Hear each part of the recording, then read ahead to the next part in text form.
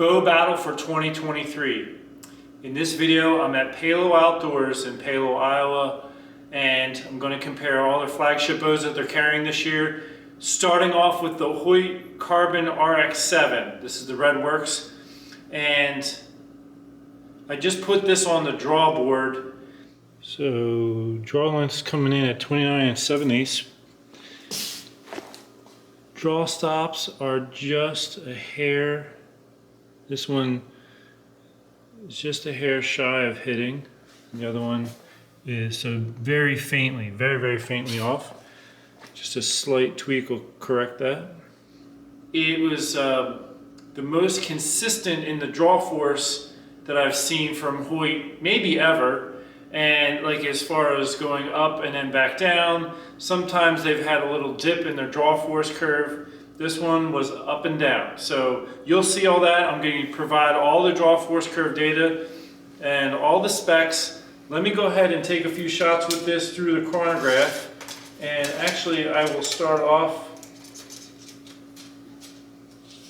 I'm just going to take a shot before that.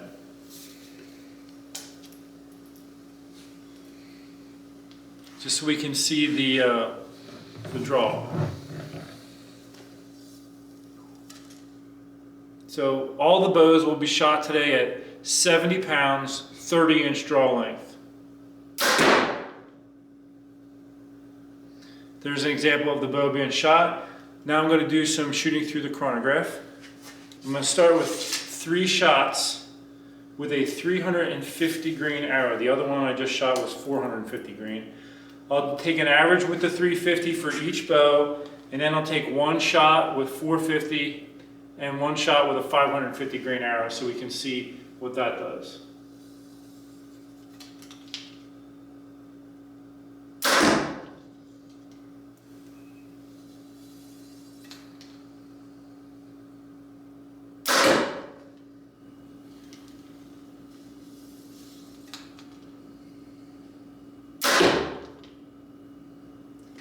This will be the 450 grain arrow.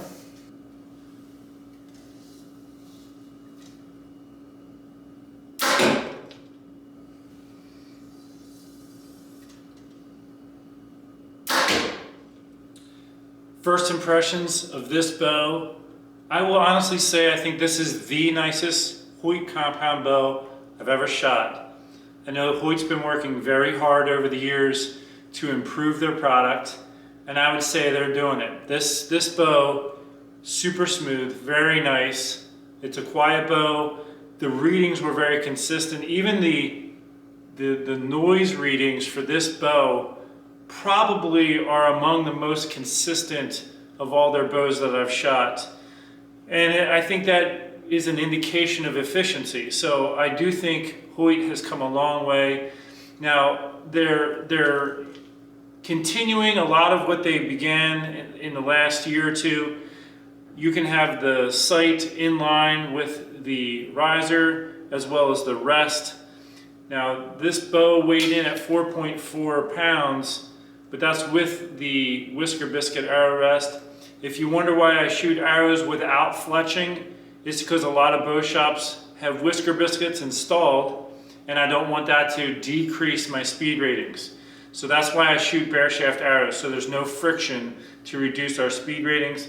But I do think that if you're a Hoyt fan and you're interested in their product this year, you're going to be very happy with it. Also, the very first year they came out with this new cam system, the bow that I shot had really bad cam lean in opposite directions. Cam leans, there is no cam lean on this bow. The cams are right on, so they've done a very good job with their, not only with the whole design of their product, but with their making sure that it leaves the factory where it should be. Now my peak weight came in just a hair under 70, but there is a very faint, the cams are just very faintly out of time.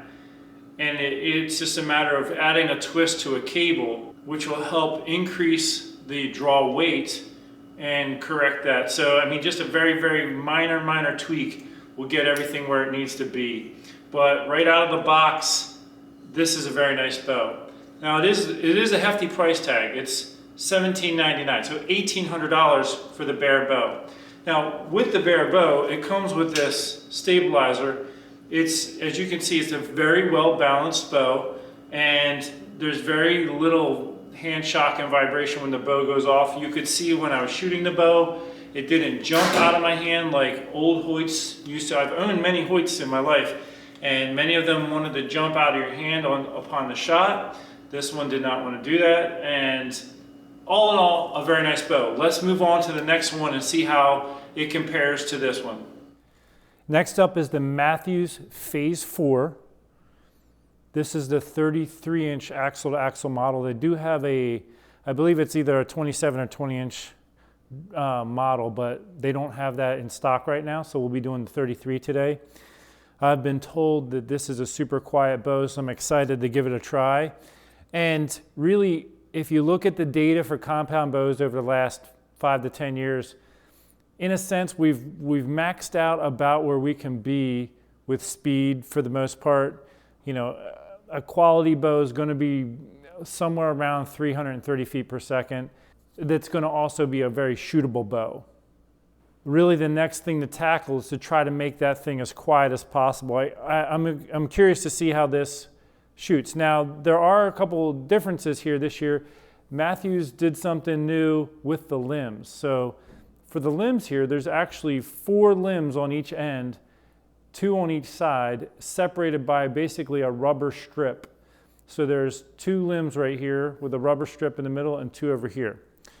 So let's take a shot with this with a 450 grain arrow and just see how it shoots and feels here. So true to Mathews, their 30-inch draw mod comes in a hair long. It's 30 3/8. We're very close to 70 pounds. The back wall feels very solid. I forgot to ease down on the other bow. Maybe I'll grab that in a minute. So it comes off the back well fairly easily. I mean, in a good way. Very nice. All right, let's take some shots through the chronograph here.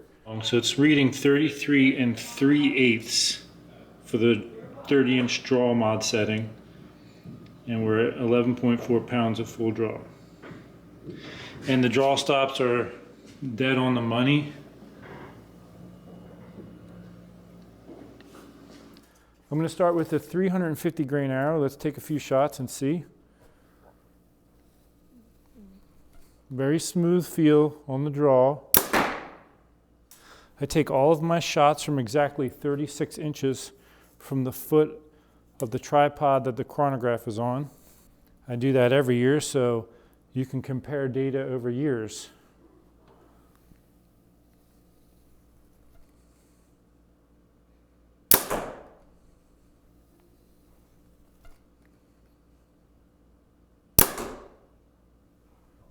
Okay, 450 grain arrow.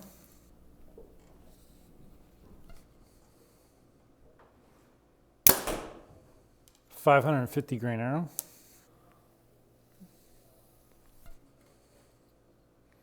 All right, the Phase 4 really is what I've come to expect from Mathews. Extremely well balanced bow, dead in the hand feel, very quiet. It's a consistent bow. 327, I believe, was the ATA rating. So we're shooting all the bows at estimated 30-inch draw, 70 pounds.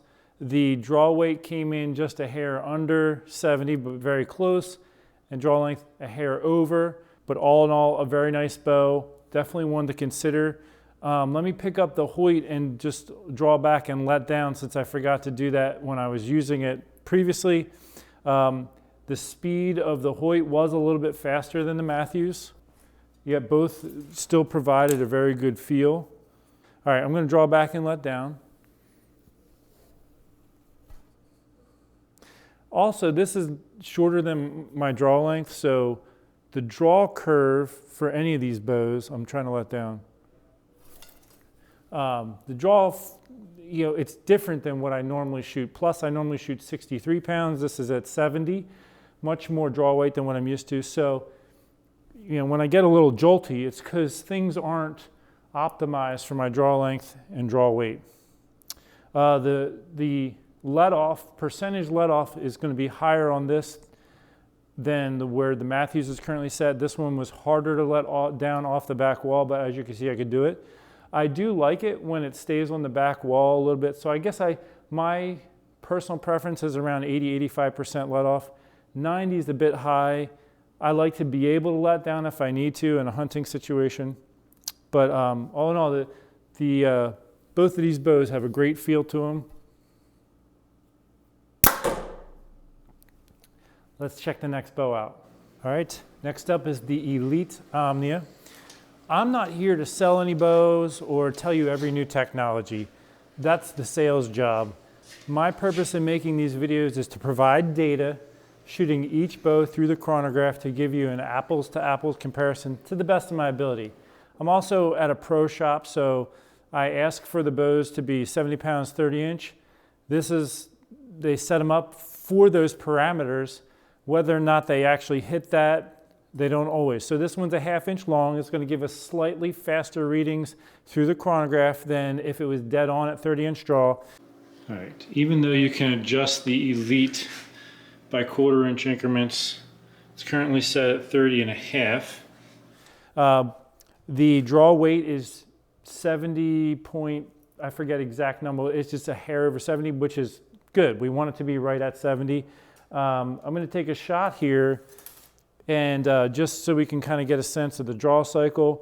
With Elite, you know, they still have the set technology where you can pivot the limb for fine tuning.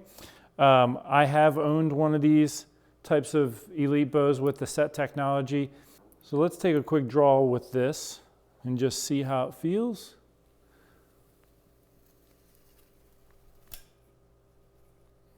Okay, pretty solid back wall, as you would expect. Now, it's got a little give. Right now, it's set on the cable stop. So if you wanted to, if you wanted a solid feel, you'd have to set on the limb stops. I am looking at the cam. It looks like I am getting a little contact with the cable and the cam with the current amount of cam lean there is. Let me let down here. So at the resting position, the cable on the inside of the cam is about 1/8 of an inch from the cam. At full draw, I was getting a little bit of contact. Let me just take a look down the cam here. So it does have a little cam lean built into it right now. You could modify that if need be with the set technology. I will also mention that it looks like they've looked at some of the other bows and are trying to take some of the better ideas they find in the others. I noticed this here, Hoyt put in one of these types of little dampeners plus a little bit of weight, and starting a couple years ago. So they've got that going on here. Let's see how this feels shooting.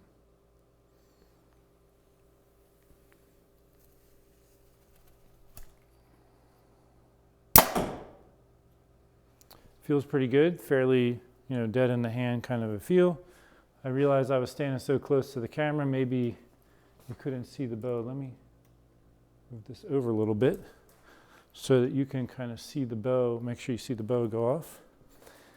All right, let's get some speed readings. 350 grain arrow, 70 pounds, 30 inch draw. It's currently at 30.5 reading.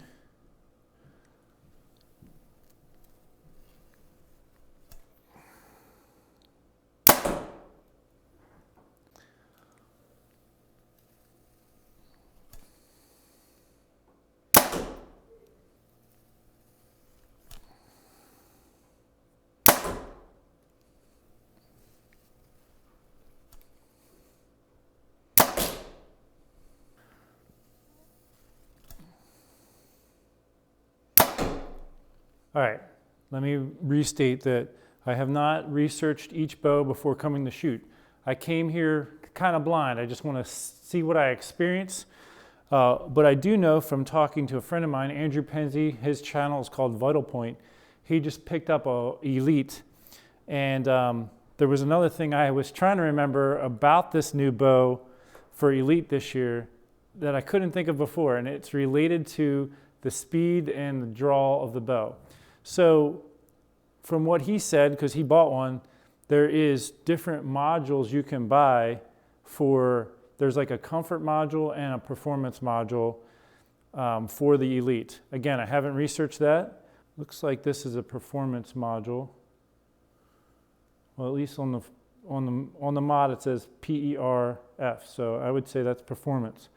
So this is going to deliver their higher speeds and not as smooth of a draw cycle. So when you're testing out the Elite, you know, which setting do you want to try it on? Do you want to try it on performance or more of a comfort feel? Obviously the comfortable feel is going to be slower. That's one thing Andrew was surprised that he went and shot one and then bought one, and came to find out he shot it on the comfort setting but was using the data thinking of the performance setting. So I feel like Elite this year in their bow, they looked at some of the other manufacturers and thought, you know, how can we improve our product? What are some things they're doing? So they've added this little dampener weight as well here to balance the bow, you know. As you can see, it wants to tilt a little bit forward in your hand. Also going with a module that can give you two different feels, a comfortable feel and a performance feel. I was surprised at how fast this was shooting, but I could tell when I was doing the draw force curve, I was like, man, this is a little more intense than what I was expecting for, you know, an Elite. Like there was a 10-pound increase in draw weight in 1 inch. It was right around 15, 16 inches. It jumped 10 pounds, which really kind of surprised me. But that's what you're going to get with a performance type of a setting where you're trying to really squeeze as much speed out of it as you can. For the amount of speed that it was providing, it still had a nice feel when I released, and even the draw cycle itself, it wasn't that bad compared to some other draw cycles that I have experienced. You know, it doesn't feel overly radical for the amount of speed it's providing. So I think they did a decent job balancing that out. The set technology is neat for tuning. Let's take a look at the next bow and see how it compares to the three we've tried already, or that I've tried already. BowTech Carbon One is reading 29 7/8 inch draw length. Draw stops are on.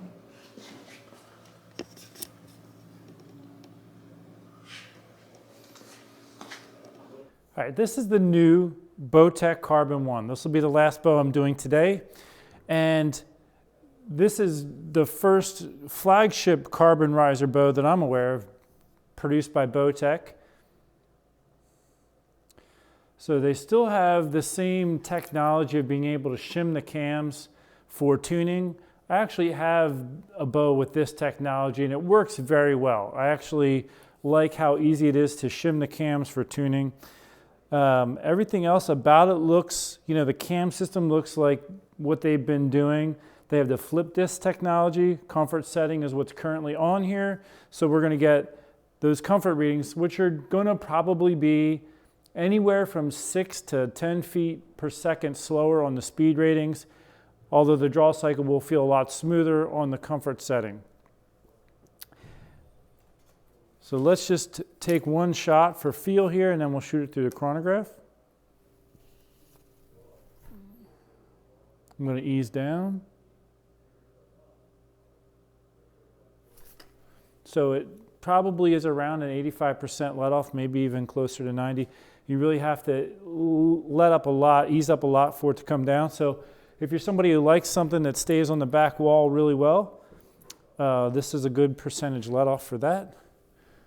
And the peak weight came in, I think it was around 66 pounds.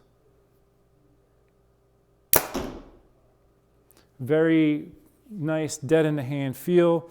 So the reason why I comment on the 66 pounds is our speed ratings are going to be, you know, several feet per second slower than what this bow could be capable of if it was reading at 70 pounds. It is a 70-pound limb, but, you know, our readings are coming in at around 66 for the draw weight. In order to get that 70 pounds, you're going to have to do some tweaking of the string and cables. Now, our draw length did come in a little bit short, so you could lengthen the draw, or you could lengthen the string length to add a little draw length and draw weight. So let's take a shot here. This is the 350 grain arrow.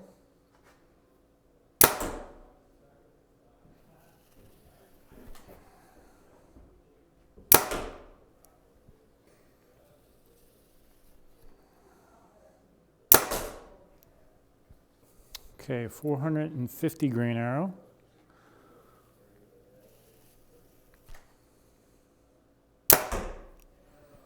Okay, 550 grain arrow.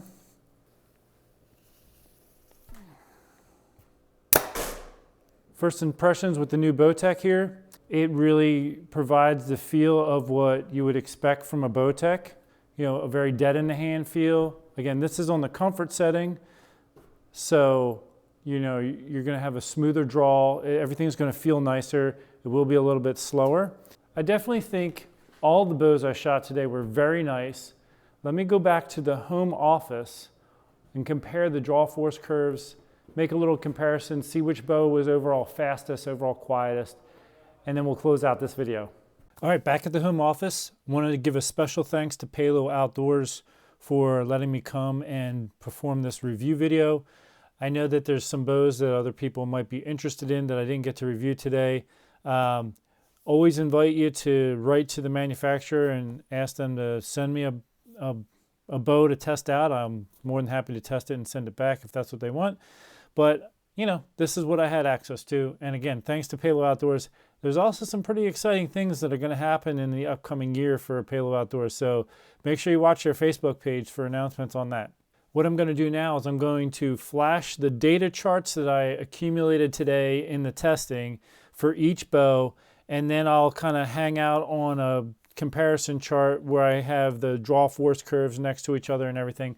So first I shot the Hoyt Carbon RX7. This is the data. Now the numbers for this are what I measured today. So the brace height for the bow that I tested was 6 1/16 inch for the brace height. So basically right at 6 inches. The axle to axle was just 1/16 of an inch under 30 inches. So basically right at 30 inches. The draw length came in at 29 7/8, so 1/8 of an inch shy of 30. We were trying to get the bows right around 30 for testing. The peak weight that I hit was 68.3. With the 350 grain arrow, the average speed was 334 feet per second and 80.1 decibels. The let off on the bow that I calculated was 84.4, and the mass weight when I measured it with my scale was 4.4 pounds. The price for the Hoyt Carbon RX7 is right now $17.99, so basically $1,800 US. There's your draw force curve right there. For the Mathews, I measured 6 7/8 inch brace height, so almost 7-inch brace height. And traditionally, the larger the brace height, the more forgiving a bow is considered to be. So the trade-off is the shorter the brace height will give you a faster bow because the string will act on the arrow for a longer period of time, but it becomes a little less forgiving the shorter that brace height becomes. So I would anticipate this Mathews being a pretty forgiving bow at almost a 7-inch brace height, 33-inch axle to axle on the money. Draw length came in at 30 3/8. So if you wanted to shoot right at 30, your speeds are going to be a little less than what I calculated today. The draw weight was 69.2 pounds, very close to 70. And with the 350 grain arrow, it was 328 feet per second, 76.6 decibels, 83% let off, 83.5. There's your draw force curve. The Elite, my brace height came in at 6 inches on the dot, 32-inch axle to axle on the dot. Draw length was 30.5, so a half inch more than what we were targeting. 70.9 was the measured draw weight. So having that slightly longer draw length and slightly higher than 70 draw weight will give us a little bit faster speeds. And I was very impressed with the speed. We averaged at 343 feet per second, 79.7 decibels. That's really pretty good. And the let off was 81.4%, and the mass weight was 4.6 pounds. The price, $1,149. I think I forgot to mention the price of the Mathews was $1,299. Now for the BowTech Carbon One, I measured 6 13/16 for the brace height. So, getting close to about 6 3/4 inch right there. Axle to axle was 30.5. Draw length was 29 7/8. So an eighth shy of where we wanted. The draw weight peaked out at 66.7. So we were a few pounds under the target peak weight. So our speed ratings were 319 feet per second and 78.5 decibels. I think we would have gotten a little bit faster if we were right on the money with all of our specs. And the let off was 85.9%. The mass weight was 4.6 pounds. Of course, this is with the arrow rest on. The only bow that I measured that did not have the arrow rest on was the Elite. And the price for the Carbon One was $1,799. Okay, now let's take a look at the comparison. So for the measured peak weight, the Hoyt was 68.3, Mathews 69.2, Elite was 70.9, and BowTech was 66.7. So you get a little bit of a comparison here. The speed, the average speed for the Hoyt was 333 feet per second. Mathews was 328. Elite came in at the fastest. Now that was on the performance setting, the performance module, 343 feet per second. And the BowTech was on the comfort setting, coming in at 319. Probably would have been in the 320s if everything, peak weight was a little bit higher and the draw length was right at 30. So the speed for the 450 grain for Hoyt was 296, Mathews 289, Elite was 304, and BowTech 281. Now the reason why I have Elite in kind of a reddish color and the BowTech in kind of a bluish color is Elite was the fastest in each category. BowTech was the slowest in each category. For 550 grain arrow, we had 270 feet per second for the Hoyt, 264 for the Mathews, 276 for the Elite, and 257 for the BowTech. Now this next one, I calculated out the amount of change in speed from 350 grains to 450 grains. So the reason why I have the Hoyt as an orangish color is that it had the least amount of speed change going when you increased 100 grains in the arrow weight. So there was a change of 37 feet per second for the Hoyt. Mathews was 39, Elite 39, BowTech 38. Now the speed drop for going from 450 grain to 550 grain was the least amount of speed drop for the BowTech. There was only 24 feet per second change. The Hoyt was 26, Mathews 25, and Elite 28. So I took decibel meter readings at each weighted arrow. And I have noted here the average for 3 shots with a 350 grain arrow. For the Hoyt was 80.1, Mathews 76.6, Elite was 79.7, and BowTech 78.5. So Mathews was the quietest bow of them all. I probably should have made that block orange to be consistent. But anyway, the Mathews was the quietest. And I just have this data chart here to help people who are trying to make a buying decision regarding what factors are most important to you. Is it quietness of bow? Is it speed? All the bows I felt were very, fairly smooth and, quiet, dead in the hand kind of a feel. So, but anyway, this is solid data. Which one was quietest? Which one was loudest? But they were all fairly quiet with the Mathews taking the lead at 76.6. Now, when we compare the draw force curves of each, I have highlighted, the bow color highlighted on the right, and you can compare that to the curve with the same color. So the Hoyt, you can see in there is the blue draw force curve. And the Hoyt, I was very impressed. It was very even across. Sometimes you see little dips and things in the draw force curve. Hoyt was pretty flat across, and then you could see it ramped up quick and then dropped off pretty quick for the Hoyt. The Elite on the performance setting, as you can see, ramped up very quick as well, and then held the peak weight longer and dropped off quicker than all the other bows. The BowTech on the comfort setting is the green draw force curve. You can see came up and has a little bit more of a rounded draw force curve on the end, making it a smoother draw feel. And then the Mathews, it's smoother in the sense it's slower to hit peak weight and starts to trail off quicker than the Hoyt and the Elite. So Mathews has a fairly smooth feel to it in the draw. So that is the comparison of all the bows that I had the opportunity to review. I do get requests all the time. Can you review this bow? Can you review that bow? I can review what I get access to. So again, if you want me to review a particular brand, reach out to the manufacturer. Once in a while, a manufacturer will reach out to me and ask me to review their bow. A couple years ago, Bear did that. They sent me a couple bows to review. And so it's always a possibility. Or, have them reach out to me and we can work out a situation where if they have a bow somewhere in my vicinity that I can test out, I'm willing to do that. If this data has been helpful to you, please click the like button. It would really help the video if you click the like button. And if you want to subscribe, feel free to do that. Until the next video, may the good Lord bless you.